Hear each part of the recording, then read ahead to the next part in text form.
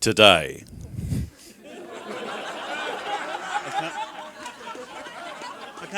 I can't help it. Today, here in front of our family and friends, I, Timothy Andrew Mountford. I can't. This is my voice, guys. I can't. It's.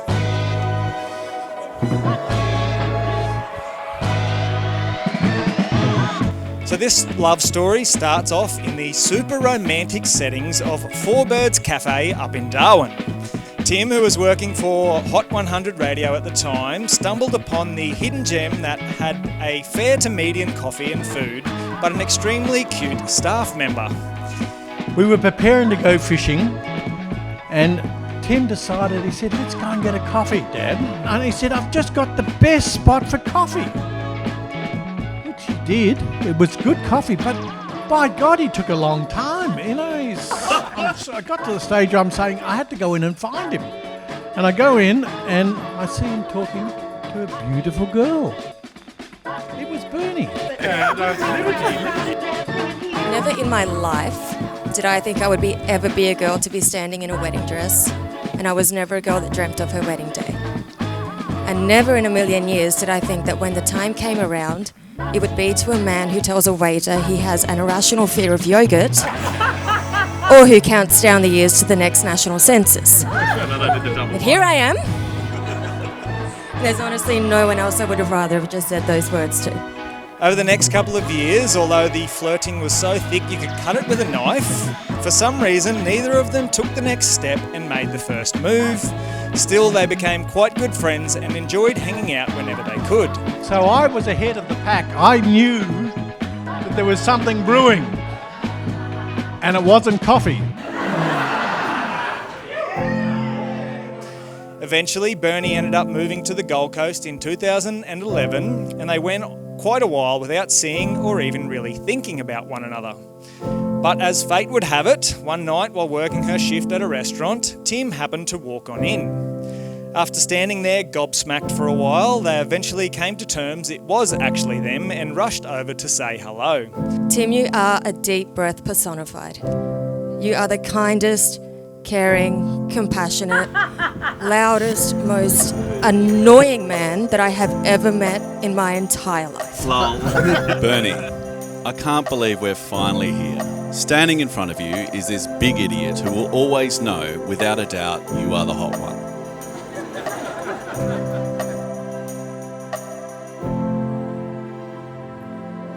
Tim had recently moved down to the coast for work as well, so they promised to catch up and hang out very soon. It was actually 2014 by the time Tim finally got around to asking Bernie out on a date. So it's no wonder why that after Bernie had accepted his invite, Tim got a little nervous and so decided to invite some of his colleagues from work to help ease the tension. But all he really did was make it the least date-like first date Bernie has ever had. This then led to another extended hiatus from one another's lives where they both once again moved cities, with Bernie heading to Brisbane and Tim moving down to Melbourne. For whatever reason, in 2020 they started chatting quite frequently once again, and this time they made their feelings a little more clear. Before long they were constantly FaceTiming one another, always texting, and were soon travelling to see one another at every chance they could.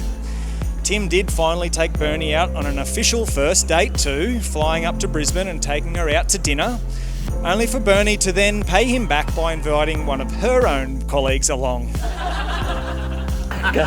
All I knew was that he had met a woman and that he was happy. That's all I knew. And then I had the chance to meet the person who told me had made him happy, and I understood. Tim has met someone who not only makes him a better person, entertains him, fills his days with challenges and pushes him to be a better person. He's met just a partner for life.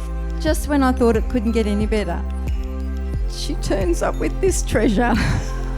And I think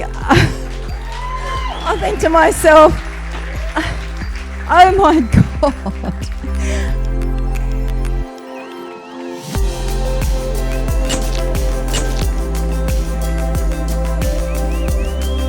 And so their long-distance romance commenced after over a decade of knowing each other, but unfortunately for them, the world had been introduced to everyone's favourite new C word, COVID, and the lockdowns that came with it. It was a trying time for both them as individuals and for their newfound romance, but they did their best to not let it get to them, using FaceTime a preposterous amount and seeing one another whenever they could. It was one of those FaceTime dinners that, maybe after too many wines, Tim confessed to Bernie that he had been in love with her for the last 12 years. For those of you I haven't properly met yet, I'm so sorry. I'm Bernie Mountford.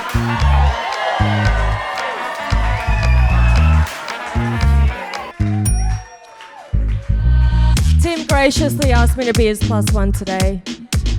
I love nothing more than putting on a dress and going out, so here we are. Yelling, screaming from the rooftop, hey, watch me, I'ma make a move all day. Stop me, ain't no way, I'ma make 'em say. To my wife. Bernie, I don't think I can say I love you enough today or forever. You don't want no nada. Gonna make it pop like piñata.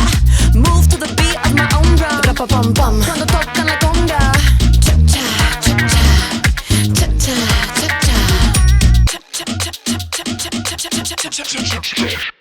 You made this day and every day being next to you just perfect. I can't wait for our lives to be this fun and exciting, and I love that now I can call you my wife and I'm your husband. It's probably the best feeling in the world. Eventually, COVID did bugger off and their life together intensified. They were finally able to do normal couple things like explore their shared love for fine dining, spend quiet weekends chilling on the couch and spending half an hour to find a movie that they agreed upon, only for Bernie to then fall asleep before the opening credits had rolled. Thank you for being my best friend, my confidant, my muse, and my beautiful wife. I vow to try and not blatantly stare at you while you're trying to get ready or have a shower because you're just so ridiculously good looking. Every day I kick myself of how lucky I am. And now to my darling husband. Pretty honoured, honestly, to share this day with Tim, the Prime Minister of Melbourne. This marriage is going to be off its dick.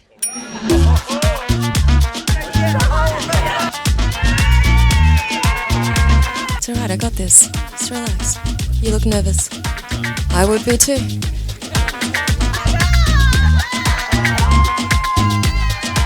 Please give it up for the new Mr. and Mrs. Montford!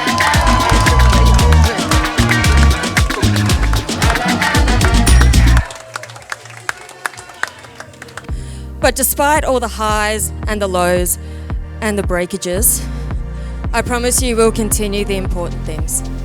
We'll water our roots and tend to our soil, because so many people fall in love with the flowers and then they don't know what to do when autumn comes.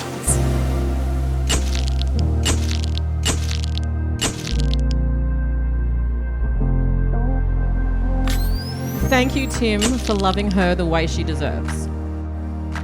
No matter what may come your way, your combined patience, resilience, and love will make you an unstoppable team.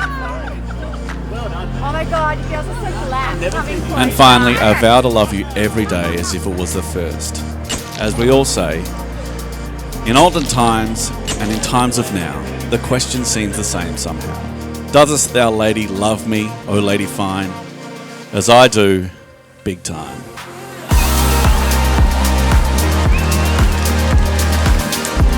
So what I want to say now is let's get this party and everyone get up and we're going to have a bit of a dance on the dance floor. Off we go. And lastly, I promise to continue loving you every single day, just like I have since I was 19 years old. Just as long as we never see each other cleaning our teeth.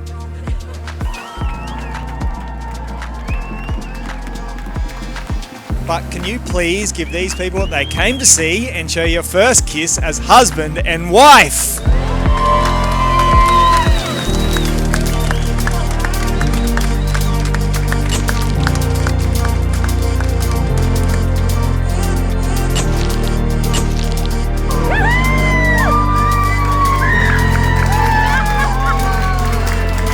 I hope you know how grateful I am that I can always trust you to show up and to never have to question your care or your love. Here's to us. The Mounts!